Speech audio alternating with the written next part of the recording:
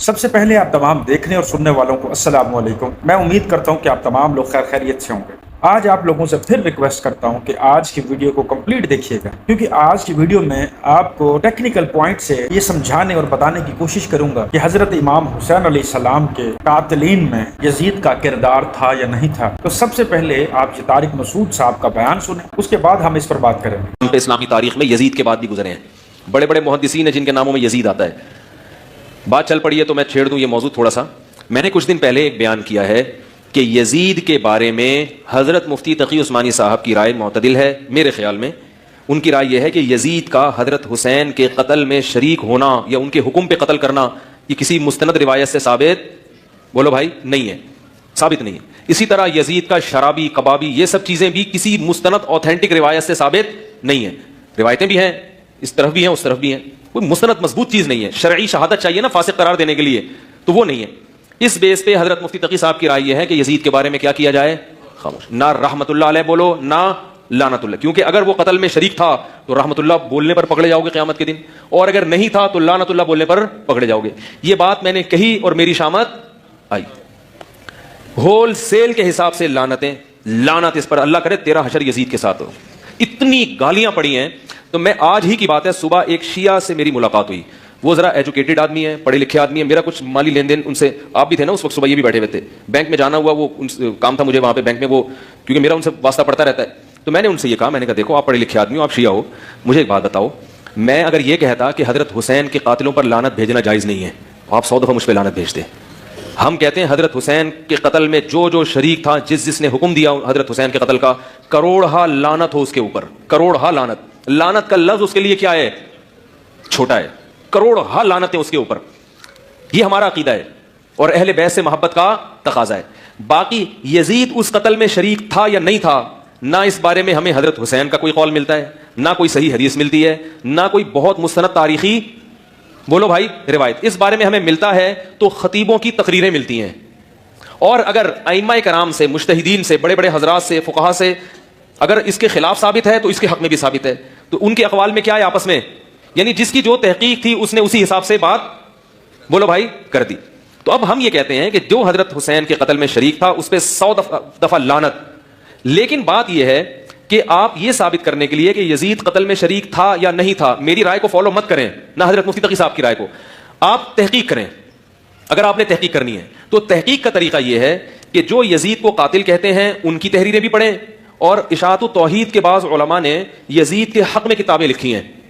अंजुमन इशाअत तौहीद है ना, जो KPK में, पंजाब में बहुत बड़ी जमात है, उनके बाज़ उलमा ने, मैं उन किताबों का नाम और हवाला इसलिए नहीं दूंगा कि फिर मेरे ऊपर बम्बारमेंट कि आप इसको प्रमोट करने के लिए, असल में मकसद है इस किताब को प्रमोट करना, वो आप खुद ही तहकीक कर लें।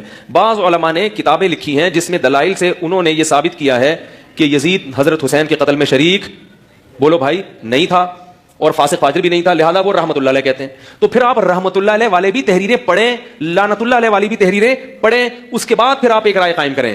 इधर की पढ़ी है, उधर की पढ़ी नहीं है, और जो जरा सी बात करता है उस पर आपने लानतें भेजना शुरू, ये अंधी तकलीद है।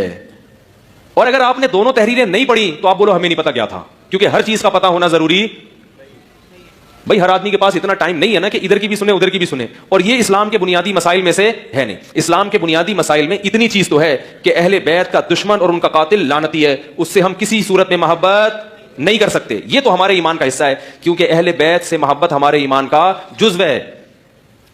लेकिन ये था या नहीं था, ये तारीख, हिस्ट्री बताएगी, और तारीखी रिवायतें दोनों तरफ हैं। तो दोनों तरफ की किताबें पढ़ के आप फैसला करें। फिर आप मुझे भी गालियां दे सकते हैं, अहल हैं। जब तक आपने दोनों जानिब की किताबें नहीं पढ़ी तो आपके लिए वही राय बेहतर है जो मेरी राय है, कि चुप करके खामोशी से बैठ जाओ, ना लानतुल्लाह अलैह कहो और ना रहमतुल्लाह। क्योंकि अगर लानतुल्लाह अलैह हुआ तो रहमतुल्लाह अलैह कहना क़यामत के दिन गले पड़ जाएगा, और अगर वो निकला लानतुल्लाह तो फिर रहमत, अगर वो निकला रहमतुल्लाह तो फिर लानतुल्लाह अलैह कहना क़यामत के दिन क्या पड़ जाएगा, गले। तो इसलिए बेहतर है इजमाली बात की जाए कि जो भी हजरत हुसैन के कत्ल में, करबला में शरीक था, करोड़हा लानत उसके ऊपर। बस कौन था हमें नहीं, मुझे नहीं पता, कम से कम यानी आप ये कह सकते हैं, मुझे नहीं। और अगर आपको पता है तो फिर दोनों किताबें पढ़े आप, जो इशाअत तौहीद के उलमा ने उसके हक में लिखी हैं, ये बात सलफी उलमा ने भी लिखी हैं, वो भी पढ़ें आप, और उसके मुखालिफ भी पढ़ें, फिर एक राय कायम करके आपको क्लिपबाजी की इजाजत। अब तारिक मसूद साहब की ये सारी वीडियो देखने के बाद, कंप्लीट वीडियो वॉच करने के बाद, मेरे चंद एक सवालात हैं جو کہ میں طارق مسعود صاحب سے اور ان کے جو فالورز ہیں یہ جو ان کی اس بات سے متفق ہیں، ان سے میرے چند ایک سوال ہیں، تو آپ ان کے جواب ضرور دیجیے گا کمنٹ باکس کے اندر یا ویڈیو کے فارم میں۔ مثال کے طور پہ آج 2025 ہے، ہم کسی بھی ایک ملک کو لے لیتے ہیں، ہم انڈیا کی بات کر لیتے ہیں کہ آج جو اس کا پرائم منسٹر ہے وہ کچھ اس طرح کے کاموں میں ملوث ہے جو کہ ان کے کلچر یا ان کے دین، یا وہاں پر مسلمان بھی آباد ہیں تو مسلمانوں کے کلچر اور مسلمانوں کے دین اسلام کے اعتبار سے بالکل غلط ہے، یعنی کہ امت مسلمہ کے خلاف ہیں وہ چیزیں، جس طرح سے آپ شریعام قربانی نہیں کر سکتے۔ اب اسی گہما گہمی کے اندر چند ایک لوگ کھڑے ہوتے ہیں یا ایک پورا خاندان کھڑا ہوتا ہے جو کہ خود کو یہ کلیم کرتا ہے کہ ہم سید ہیں، ہمارا جو نسب اور ہمارا جو شجر ہے وہ نبی پاک صلی اللہ علیہ وآلہ وسلم کے گھرانے سے جا ملتا ہے، یعنی کہ ہم آپ علیہ السلام کے خاندان سے تعلق رکھنے والے لوگ ہیں، اور لوگ ان پر دھڑا دھڑ یقین کرتے ہیں، اور یقین کرنے کے بعد وہ موجودہ پرائم منسٹر کو گالیاں دیتے ہیں، موجودہ پرائم منسٹر کو غلط کہتے ہیں، اور وہ یہ کہتے ہیں کہ یہ ہمارا دین نہیں ہے، یہ ہمارا اسلام نہیں ہے، جن چیزوں کو تم ہمیں زبردستی منوا رہے ہو اس کا کسی بھی مذہب اور کسی بھی دین سے کوئی تعلق نہیں ہے۔ تو ہم چونکہ یہ نبی پاک صلی اللہ علیہ وآلہ وسلم ایک پیغمبر کے گھرانے سے تعلق رکھنے والے لوگ ہیں تو ہم ان کی بات کا اعتبار کریں گے، موجودہ پرائم منسٹر کا اعتبار نہیں کریں گے۔ اب یہ تمام باتیں سننے کے بعد آپ مجھے ایک سوال کا جواب دیں، کیا ان کو چپ کروانے کے لیے وہ پرائم منسٹر اپنی کرسی کو چھوڑ دے گا کیونکہ وقت کا حکمران ہے، پورے ہندوستان کا حکمران ہے، یا پھر وہ ان کو چپ کروانے کے لیے دو راستوں کو اختیار کرے گا؟ سب سے پہلا کہ تم ہماری بیعت کر جاؤ، یا تم یعنی کہ ہمیں مان جاؤ، یقین کر لو ہم پہ کہ ہم سچے ہیں، تو تمہیں اس کو ایکسیپٹ کرنا پڑے گا کیونکہ میں اقتدار میں ہوں، میں کرسی پہ ہوں، اور اگر تم نے ان تمام چیزوں کو نہ مانا تو پھر دوسرے راستے کو اختیار کیا جائے گا۔ تو آپ مجھے یہ بتائیں، کیا پرائم منسٹر خود چل کر اس خاندان کے پاس جائے گا اور بولے گا کہ یار میرے خلاف بات نہ کرو، مجھے پبلکلی ریویل مت کرو؟ اور اگر وہ خاندان نہیں مانتا کہ ہم نہیں مانتے، ہم اللہ پر ایمان رکھنے والے لوگ ہیں اور ہمارا ایمان اتنا کمزور نہیں کہ ہم موت کی یا گیدڑ بھپکیوں اور دھمکیوں سے ہم ڈر جائیں، تو کیا وہ پرائم منسٹر موجودہ اس ملک کا وہ خود جا کے ان کو قتل کرے گا، یا وہ ریویل کرے گا پبلکلی کہ میں نے جو ہے وہ نبی پاک صلی اللہ علیہ وآلہ وسلم کے گھرانے کو نعوذ باللہ ثم نعوذ باللہ قتل کروا دیا ہے؟ اس کا مطلب یہ ہے کہ چاہے آپ پیغمبر کی اولادوں میں سے ہیں، یا پھر چاہے آپ پیغمبر کی اولاد ہی کیوں نہیں ہیں، اگر آپ میرے خلاف بات کریں گے تو میں اسی طرح سے کسی کا لحاظ نہیں کروں گا، چاہے وہ پھر کسی بڑے خاندان سے تعلق رکھنے والا یا چھوٹے سے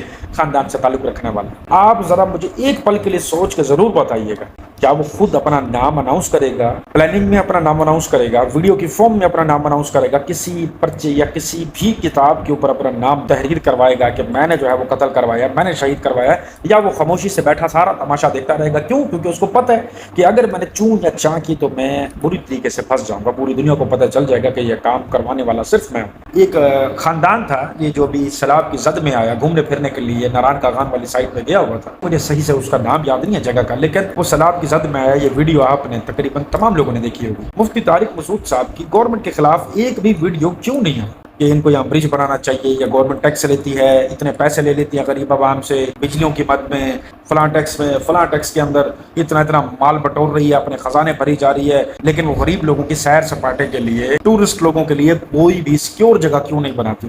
ایک ویڈیو بھی طارق مسعود نے کیوں نہیں بنائی؟ کیوں؟ کیونکہ ان کو پتہ ہے کہ میں نے اگر اب بھی کوئی بات کی آدھے پونے گھنٹے بعد میں غائب ہو جاؤں گا۔ تو جب طارق مسعود آج کی موجودہ گورنمنٹ کے حوالے سے کوئی بات نہیں کر سکتے، تو یزید کے اس دور کے اندر جبکہ صرف یزید کو کسی نے ایسے کر کے دیکھ بھی لیا ہے تو اس کا جو دھڑ ہے اس کی گردن سے الگ کر دیا جاتا ہے۔ اس دور کے اندر یزید کو کون کہنے والا ہوگا کہ تم صحیح ہو یا تم غلط ہو؟ آپ نے واقعہ کربلا شاید صحیح سے سنا نہیں کہ امام حسین علیہ السلام اہل بیت سے محبت کرنے والے لوگوں کا بھی انجام یزید نے بہت بھیانک نام کیا تھا، اتنا بھیانک کیا تھا، اتنا ڈر لوگوں میں پیدا کر دیا تھا کہ مزید امام حسین علیہ السلام یا ان کے گھرانے سے محبت کرنے والا کوئی باقی نہ رہے۔ تو جب اس دور میں اتنا خوف تھا، افواجیں بھی ان کی، لکھاری بھی ان کے، تمام چیزیں ان کی، کیونکہ گورنمنٹ ہے اقتدار میں، پھر کون امام حسین علیہ السلام کے ساتھ کھڑا ہو کے ان کے حق میں یہ تحریر کرتا کہ یزید نے ہی امام حسین علیہ السلام اور ان کے گھرانے کے ساتھ شب و شتم کیا ہے، ان کو قتل کیا، نہ حق قتل کیا، جبکہ وہ حق پہ تھے، اور میں فلاں بنت فلاں؟ کون کہہ سکتا؟